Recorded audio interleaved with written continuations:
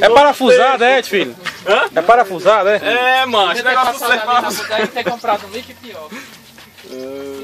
Já vai de novo. Que? Tá precisando de... Vai tomar eu tô tentando, rapaz, vai ser parafuso. Pra que esse parafuso? É sem futuro demais. Tu é doido, isso é a menor cerveja que já inventaram até hoje. Ô, mentira. Ai, a gente tava no parafuso, atrás da cerveja. Não avisa nem que não mudou de assunto. Alguma coisa, Renan. O outro filho tá aqui, pra que esse parafuso? Melhor série que a gente tá falando. Ei, cadê o Betinho aí? Ele nem fala que vai mudar de assunto. Ei, tem uma chavinha pretinha. Cadê a Charo, o avião? Cadê o Betinho aí? Bem pequenininha. Apareceu lá na loja. É esse menino. O Messinho, cadê? Ei, Messinho. Tá aqui perto. Vai, Aí tá ele. Foi eu. Ô, macho, tem que a gente tá aqui. Pra dar um apoio moral na casa. Tu vai com o teu avião de novo? Não, mais Não, tu vai lascar o meu, é?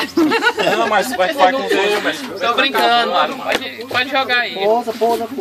Só quero que eu vá buscar. Hoje tem carne assada, naquele dia era carne, mas hoje tem carne assada.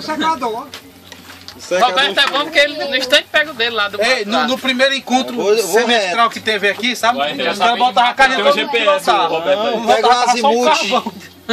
Tá só o carro. Ei, quando a gente faz o curso do FTA, ao redor do mato. Ixi, macho, e agora como é que a gente vai? É assim, tá no meio. Quem é? Roberto derrubando mato.